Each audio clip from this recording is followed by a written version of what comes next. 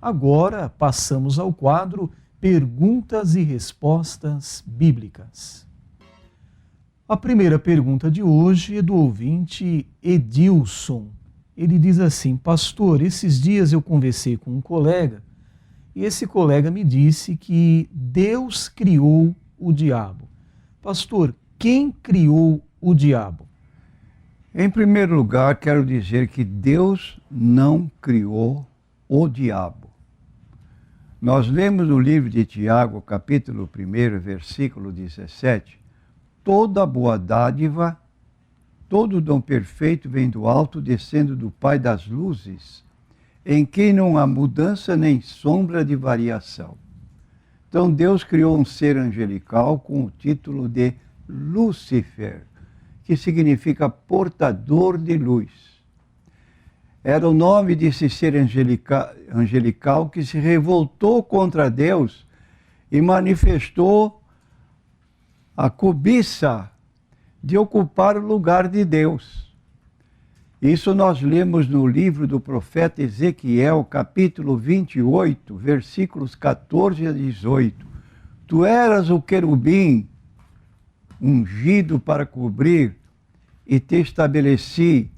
No monte santo de Deus estavas, no meio das pedras afogueadas andavas. Perfeito eras nos teus caminhos, desde o dia em que foste criado. Vou repetir, perfeito eras nos teus caminhos, desde o dia em que foste criado, até que se achou iniquidade em ti. Na multiplicação do teu comércio, encheram o teu interior de violência e pecaste, por isso te lancei profanado do monte de Deus e te fiz perecer, ó querubim cobridor do meio das pedras afogueadas. Elevou-se o teu coração por causa da tua formosura, corrompeste a tua sabedoria por causa do teu resplendor, por terra te lancei, diante dos reis te pus, para que olhem para ti. Pela multidão das tuas iniquidades, pela injustiça do teu comércio, profanaste os teus santuários. Eu, pois, fiz sair do meio de ti um fogo que te consumiu, e te tornei em cinza sobre a terra aos olhos de todos os que te veem. Então aqui está uma descrição bíblica que mostra que, a princípio, Lúcifer, e não o diabo, era um ser perfeito em seus caminhos, mas deixou que a soberba invadisse o seu coração. E sobre esse acontecimento, lemos também na Bíblia, no livro do profeta Isaías, capítulo 14, versículos 12 a 15, umas palavras que passo a ler. Como caíste do céu, ó estrela da manhã. Olha que título sublime. Ó estrela da manhã, filha da alva, como foste cortado por terra, tu que debilitavas as nações. Tu dizias no teu coração, eu subirei ao céu acima das estrelas de Deus, exaltarei o meu trono, e no monte da congregação me assentarei, aos lados do norte. Subirei sobre as alturas das nuvens, e serei semelhante ao Altíssimo.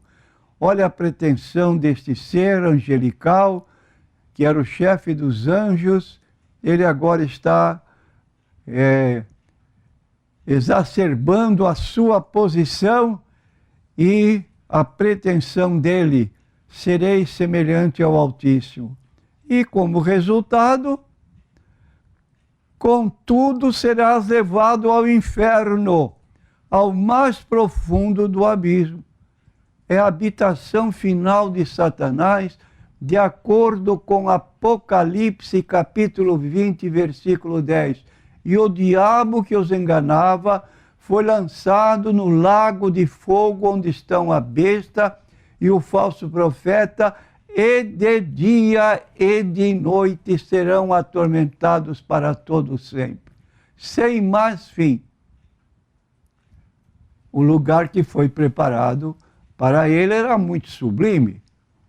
É só você ler o capítulo 28 de Ezequiel, mostra que ele estava num paraíso, cercado de riquezas enormes, mas ele queria mais. É a soberba, o orgulho que o levou por terra.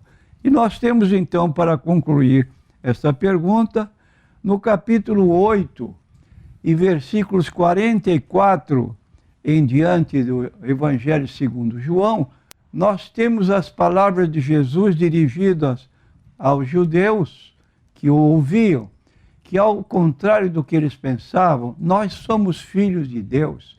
Jesus respondeu no versículo 44, vós tendes por pai ao diabo, e quereis satisfazer os desejos de vosso pai. Ele foi homicida desde o princípio e não se firmou na verdade, porque não há verdade nele. Quando ele profere mentira, fala do que lhe é próprio, porque é mentiroso e pai da mentira. Aí está o que Jesus declara a respeito dele. Pai da mentira, mentiroso. São títulos que rebaixam muito aquela criatura que tinha uma posição privilegiada, luzeiro, estrela da manhã, e hoje ele é um inimigo do mundo criado por Deus.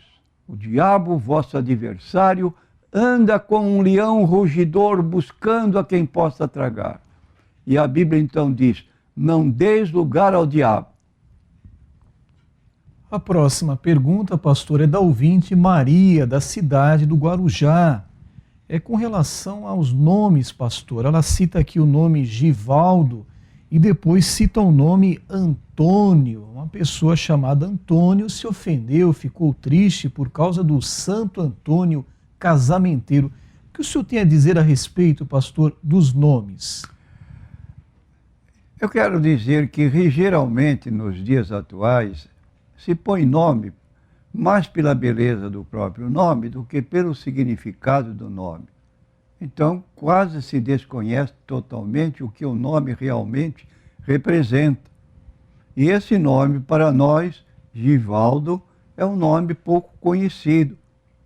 Mas, pesquisando, nós tomamos conhecimento que é um nome que indica muita seriedade, grande honestidade no meio profissional, busca a perfeição em tudo e se aborrece quando as coisas não saem conforme planejado, reflete muito antes de agir e quando toma uma decisão é capaz de mergulhar de cabeça no que está fazendo e esquecer tudo o resto de sua volta.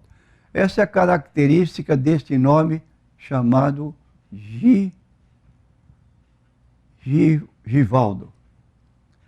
Agora, nós temos em seguida o nome Antônio. O que significa o nome Antônio, né? A resposta, o significado do nome Antônio, sua marca, é ousadia, espírito competitivo, força de vontade, originalidade.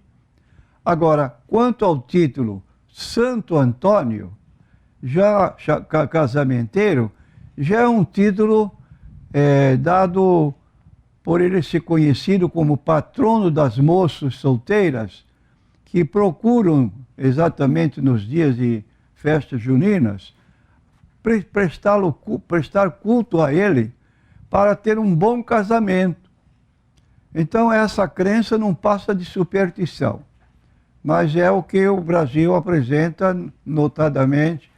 Pessoas que, quando chegam às festas juninas, logo se lembra de Antônio e Santo Antônio casamenteiro e começa a fazer seus preparativos para ter uma boa recepção da parte dele, que mande um noivo ou uma noiva para o noivo, nesse particular de casamento. A próxima pergunta é NQI Homem. Diz assim, as testemunhas de Jeová ensinam que esta terra não será destruída. Sim ou não, pastor? Não. A Bíblia ensina que... Eu respondi errado. A resposta é sim. Esta terra não será destruída. Então a resposta está certa, é não. A Bíblia ensina que a esperança dos cristãos não é viver eternamente nesta terra, visto que, segundo escreveu o apóstolo Pedro, na sua segunda carta, ele diz que esta terra está reservada como um tesouro para o dia de juízo. Está exatamente escrito assim na segunda carta de Pedro, capítulo 3, versículos 1 a 13. Amados, escrevo-vos agora esta segunda carta, em ambas as quais desperto com exortação o vosso ânimo sincero. Sabendo primeiro isto, que nos últimos dias virão escarnecedores, andando segundo suas próprias cobiças, dizendo: onde está a promessa da sua vinda? Porque desde que os pais dormiram, todas as coisas permanecem como desde o princípio da criação.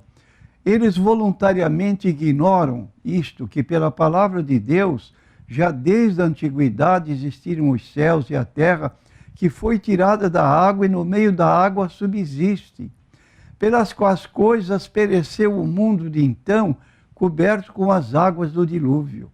Mas os céus e a terra que agora existem, pela mesma palavra, se reservam como tesouro e se guardam para o fogo até o dia do juízo e da perdição dos homens ímpios. Mas, amados, não ignoreis uma coisa, que um dia para o Senhor é como 1000 anos e 1000 anos como um dia. O Senhor não retarda a sua promessa, ainda que alguns a tenham por tardia, mas é longânimo para convosco, não querendo que alguns se percam, senão que todos venham a arrepender-se. Mas o dia do Senhor virá como ladrão de noite, no qual os céus passarão com grande estrondo, e os elementos ardendo se desfarão, e a terra e as obras que nela há se queimarão. Aí está o fim da terra. Havendo, pois, de perecer todas estas coisas, que pessoas vos convencer em santo trato e piedade, aguardando e apressando-vos para a vinda do dia de Deus, em que os céus em fogo se desfarão e os elementos ardendo se fundirão. Mas nós, segundo a sua promessa, aguardamos novos céus e nova terra em que habita a justiça. De modo que aqueles que põem a sua confiança em viver aqui na terra vão ter uma grande decepção. A próxima pergunta, pastor, da ouvinte Gilmara, é também com relação ao ensino das testemunhas de Jeová. Ela pede para o senhor explicar o Salmo 37, o versículo que diz: os mansos herdarão a terra, pastor. Bom, este Salmo 37, exatamente no versículo 11, é muito usado por esse grupo religioso, porque a esperança deles é terrena.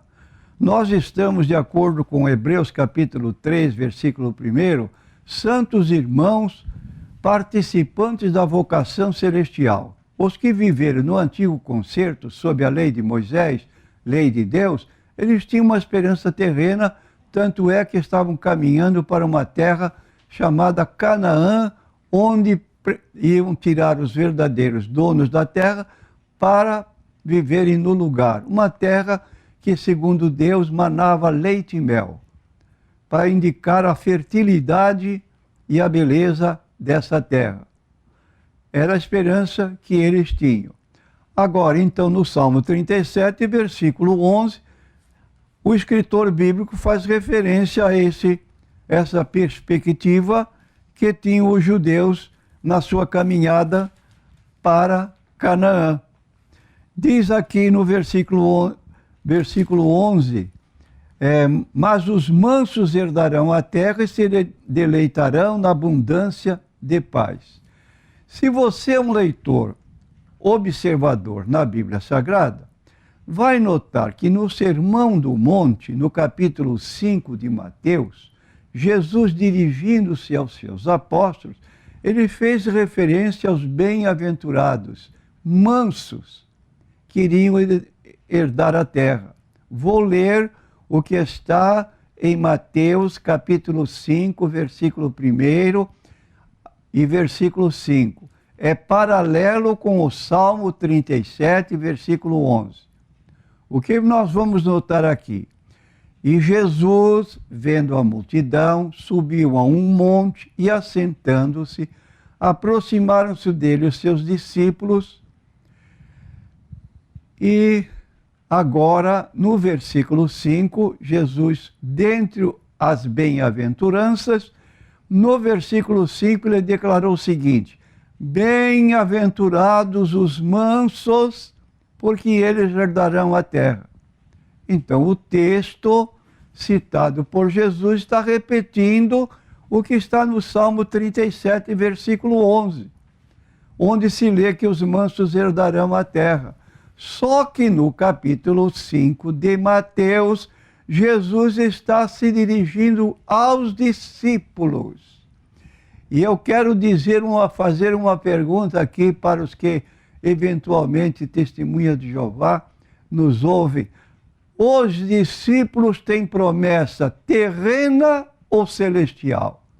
Honestamente falando, porque de acordo com as testemunhas de Jeová, os que viveram nos dias apostólicos até 1935 da nossa era, eram pessoas que iriam viver no céu. Os que nascessem posteriormente a 1935 iriam viver na terra, conhecidos como as outras ovelhas. Ora, neste ensino aqui, os apóstolos estavam no primeiro tempo, eram contemporâneos de Jesus e, consequentemente, eram cidadãos do céu. Como Paulo escreveu em Filipenses, capítulo 3, versículo 20. A nossa cidade está nos céus, donde nós aguardamos o Senhor, o Salvador Jesus Cristo. Ora, então, a perspectiva, a esperança dos que viveram contemporaneamente com Jesus, segundo o ensino das próprias testemunhas de Jeová, era o céu. Então, quer dizer que no Salmo 37, vão viver aqui na terra. O Salmo repetido no capítulo 5 de Mateus, versículo 5, exposto por Jesus para os discípulos, vão para o céu. Uns ficam na terra, porque estão se seguindo pelo Salmo 37, e outros que estão se seguindo pelo Mateus capítulo 5, versículo 5, vão para o céu. Que negócio é esse? Que embaralhamento é esse? Quando nós lemos em João 14, 2 e 3, na casa de meu pai há muitas moradas. Se não fosse assim, eu vou teria dito, vou preparar-vos lugar. Quando eu for, e preparar lugar, virei outra vez e vos levarei para mim mesmo, para que onde eu estiver, estejais vós também. Então eu tenho dito para esse grupo de pessoas, quando falam eles da sua perspectiva de viver na terra, eu digo o seguinte: gosto não se discute. Se vocês preferem viver na terra, depois que você lê o apóstolo Pedro, capítulo 3, versículo 7 a 9, dizendo que ela vai se reservar como um tesouro para o juízo, em que os elementos da terra se queimarão. Bom, é desejo pessoal, não se discute, mas nós temos uma perspectiva melhor, dada pelo Senhor Jesus, conforme aqui o texto que acabamos de ler. Vou preparar-vos lugar, e quando eu for e vos preparar lugar, eu voltarei e vos levarei para mim mesmo, para que onde eu estiver, estejais vós também. Nós sabemos onde Jesus está. Está no céu, sentado à direita do Pai. Ele virá para buscar o povo para estar junto com ele. Então quero dizer à nossa consulente que você está muito mal orientada. E não é esta situação que você observa na Bíblia Sagrada. Para aqueles que estudam a Bíblia, sem a presença de livros maquinados, preparados por um grupo de homens, que diz que a Bíblia não foi escrita para ninguém fora deles. Está na sentinela. A Bíblia foi escrita estritamente para eles, e quem está fora desse grupo não entende a Bíblia. Ora, se entender a Bíblia é isso, francamente, decepcionante. A próxima pergunta é NQI Mulher. A nossa ouvinte não quer se identificar, mas diz inicialmente que é católica e se divorciou do marido. Ela relata ainda que o casal vivia com a sogra e o marido discordava muito dela. Ela diz ainda que ele fazia faculdade e depois de um certo tempo a vida conjugal se tornou uma rotina pesada, difícil. Mas essa consulente, ela adulterou, ela traiu o marido e ele não ficou sabendo. Bom, hoje eles estão separados, divorciados, e ela pergunta ao pastor aqui se Deus ainda pode perdoá-la. Ela diz que deseja retornar para o marido, voltar ao relacionamento com o marido. Pergunta, pastor, Deus pode me perdoar? Deus pode perdoar. Está escrito, quem confessa suas transgressões e as abandona, alcança misericórdia. Quem as encobre, nunca prosperará. Então, é um erro muito grave, gravíssimo, adultério. A Bíblia declara, como tenho citado frequentemente, Hebreus 13, versículo 4, o casamento seja por todos honrado, quem se entrega à prostituição ou adultério, perecerá. Então vai cair no juízo de Deus. Agora, a pessoa se arrependendo, ela pode receber perdão de Deus e se corrigir. Ela talvez deva procurar o seu esposo, se pretende conviver com ele e ele der aceitação, porque é difícil um marido traído receber de volta a sua ex-esposa, mas ela pessoalmente pecou. Agora, quero também frisar o que está escrito aqui na Bíblia com relação ao casal. Casal, quando se casa, como diz o ditado popular, a mulher que casa quer casa. Onde se viu um marido responsável levar sua esposa para viver com a sua mãe, que era sua sogra, e aí desandar o enlace matrimonial pela interferência de uma terceira pessoa, quando deveriam ser apenas duas. É o que diz lá na Bíblia, no livro de Gênesis capítulo 2, quando Deus criou o homem e depois das costelas do homem formou a mulher, e a ordem foi específica, deixará o homem, pai e mãe, se unirá à sua mulher e serão dois, uma só carne, de modo que o marido tem culpa, não evidentemente justificando o erro da sua esposa, mas ela pode procurá-lo para propor um reatamento, e se houver, fiquem juntos de novo, com o perdão que ele possa concordar. Do contrário, veja a sua vida como vai continuar. Agora, repetindo, quem confessa seu pecado e o deixa, alcança misericórdia. Quem continua no pecado não vai alcançar a misericórdia de Deus. A próxima pergunta é do ouvinte Edgar, e a pergunta é sobre salvação. Ele diz aqui que o seu pai faleceu quando ele tinha apenas 3 anos de vida. Hoje, o Edgar já é um adulto e ele também já aceitou a Cristo, já é batizado nas águas. E ele pergunta, o meu pai ainda terá chance de salvação, pastor? Embora triste, quero dizer ao nosso consulente que felizmente você conheceu a Cristo como Salvador. Agora, O seu pai, como todo ser humano, de acordo com Hebreus 9, 27, está escrito: aos homens está ordenado morrer uma só vez, vindo depois disso o juízo. Então não me cabe tecer comentários sobre o juízo que Deus fará, porque é uma situação diferente. Eu sou uma simples criatura e Deus é o Criador. Mas, se a pessoa morreu sem o conhecimento da palavra de Deus, Deus vai julgar dentro da condição que Ele é o supremo juiz do universo. E Ele faz justiça.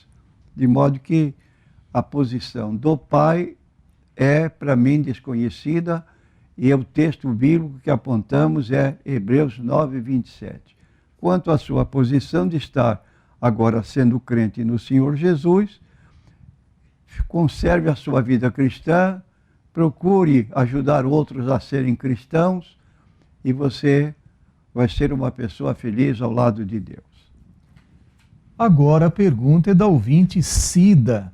Ela diz aqui que ela e o esposo pertenciam a um ministério e ambos saíram, foram para outro ministério. Agora o esposo deseja retornar ao ministério anterior e ela está um pouco receosa, pastor. Ela disse que ouviu de algumas irmãs que se ela voltar, ela vai passar por muitas lutas. E ela pergunta: pastor, eu devo obedecer ao meu esposo, devo seguir o meu esposo assim quando ele retornar para o ministério anterior, pastor? Bom, eu quero dizer à nossa consulente que, conforme a Bíblia estabelece em Efésios capítulo 5, 22, declara que a mulher deve ser sujeita ao seu marido. É uma recomendação bíblica, porém há uma ressalva: contanto que seja no Senhor. Isto é, ela se submete ao seu marido, desde que ele seja um cristão, que ambos sirvam a Deus com o mesmo propósito. Seu marido toma uma iniciativa, e essa iniciativa leva para um grupo religioso, que não é propriamente uma igreja evangélica, mas é uma seita. Aí ela tem direito de se retirar da situação, porque afinal de contas cada um de nós dará conta de si mesmo a Deus. Nós não damos conta a Deus coletivamente, marido e mulher. Quando o casal são ambos cristãos, estão dentro da vontade de Deus. Agora, quando o marido se retira da condição de cristão e quer seguir outro movimento, que se trata de uma seita, aí ele perde a autoridade dele para com a mulher no que ela pode decidir, porque ela tem vontade pessoal e ela é responsável pessoalmente diante de Deus. E aí vai se dar a separação do casal. Mas, à luz da Bíblia, se for para uma seita, separação. Se for para uma igreja evangélica, aí sim, há continuidade no casamento sem problema nenhum. O que passou, passou. A próxima pergunta é do ouvinte Carlos, da cidade de São Vicente, pastor. Ele pergunta: quem blasfema contra o Espírito Santo vai direto para o inferno, pastor? Sem dúvida, vai direto para o inferno. Blasfemou contra o Espírito Santo, de acordo com o ensino do próprio Jesus, registrado na Bíblia. Ele perdeu a oportunidade de salvação, porque a obra do Espírito Santo é convencer do pecado. João 16, versículos 7 a 9. Jesus disse: convém que eu vá, porque se eu não for, não virá a vós o Consolador, mas se eu for enviar, vô-lo-ei. Quando ele vier, convencerá o mundo do pecado. Que pecado? A fé em Jesus. Bom, se essa pessoa continua desobediente, implacável, como os judeus, que blasfemaram do Espírito Santo, Jesus disse que não tem perdão, porque não vai ser mais convencida do seu pecado. E não sendo convencida do seu pecado, ela não tem jeito de se salvar. Então, é uma pessoa que perdeu a sua condição de salvar-se. E essa questão, pastor, de ir direto para o inferno, está parecendo que tem algum tipo de opção, né? Ou é céu ou inferno, né, pastor? É claro. Esse direto é para todos. E quero dizer que o inferno não foi criado para nós, seres humanos. Está muito claro no capítulo 20, Jesus citou 25 de Mateus, no versículo 41, ele diz: apartai-vos de mim, malditos, para o fogo eterno, preparado para o diabo e seus anjos. Não foi para nós. O ser humano que for para o inferno é um intruso. Lá não é o lugar dele. Porque para nós, seres humanos, Deus preparou o céu. Na casa de meu pai há muitas moradas. E disse mais na oração sacerdotal: eu quero, Pai, que aqueles que me seguiram estejam comigo para que vejam a minha glória que tu me deste. Então a nossa perspectiva é o céu. Está oferecida a qualquer pessoa, não tem um número limitado de 144 mil. Em Apocalipse 19, versículo 1, diz o escritor que ele ouviu a voz de uma multidão no céu. A mesma multidão que está no capítulo 7 de Apocalipse, versículo 9 em diante, quando perguntaram como é que essa gente entrou aqui no céu. São aqueles que lavaram as suas vestiduras no sangue do Cordeiro e por isso têm direito de entrar na cidade pelas portas, lavados, purificados no sangue de Cristo, isto é, aceitamos que Cristo morreu por nossos pecados, levou sobre si, de acordo com 1 Pedro, capítulo 2, ele fala que ele deu o seu sangue, derramou seu sangue em nosso lugar e levou sobre si os nossos pecados sobre o madeiro. A pessoa pode ser muito pecadora, mas acontece com ela o que aconteceu com o ladrão na cruz. Despejou todos os seus pecados sobre a pessoa de Cristo, lá no madeiro, e entrou no céu, no paraíso celestial. A próxima pergunta, também do ouvinte Carlos de São Vicente. Pastor, deve-se guardar o sábado? Quem guarda o sábado hoje como meio de salvação está perdendo a oportunidade de se salvar. Oh, pastor, mas isso é muito grave, como pode dizer isso? Então vamos à Bíblia Sagrada, onde nós encontramos o apóstolo Paulo, na sua carta aos Gálatas, falando com o grupo de cristãos daquela região, que depois da saída dele, da evangelização, entrou um grupo de judaizantes e agora estavam ensinando: olha, se vocês não guardarem a lei, vocês não vão se salvar. E Paulo então responde àquelas pessoas: recebestes a salvação pela fé ou pelas obras da lei? E aí, para os teimosos que faziam questão de guardar a lei, no caso o sábado, Paulo declara assim, estou lendo no capítulo 4 do livro da carta de Paulo aos Gálatas, versículo 8 em diante: mas quando não conhecias a Deus, servíeis aos que por natureza não são deuses. Mas agora, conhecendo a Deus, ou antes, sendo conhecidos por Deus, como tornais outra vez a esses rudimentos fracos e pobres, aos quais de novo quereis servir? Guardais dias, sábados semanais, meses, luas novas mensais, e dias de festa, sábados anuais, ou seja, festividades anuais, receio de vós que não haja trabalhado em vão para convosco. Quer dizer que todo o trabalho do apóstolo tinha sido posto em dúvida, porque eles estavam recuando para guardar dias e estavam se colocando debaixo da maldição, porque diz aqui no capítulo 3 de Gálatas, versículo 10, todos aqueles, pois, que são das obras da lei estão debaixo da maldição, porque está escrito, Maldito todo aquele que não permanecer em todas as coisas que estão escritas no livro da lei para fazê-las. Não é nas 10 mandamentos, nas 2 tábuas, não. Paulo estava se referindo a toda a lei, ou seja, ao Pentateuco, com 613 mandamentos e não 10. 10 é uma parte da própria lei, mas Paulo está muito claro. Maldito aquele que não permanecer em todas as coisas que estão escritas no livro da lei. E aí está o problema, que hoje os que dizem guardar o sábado, nem este dia guardam. Por exemplo, não podia sair do seu lugar no dia de sábado. Tinha que ficar em casa. Segundo, só estou dando dois pontos, porque tem muito mais.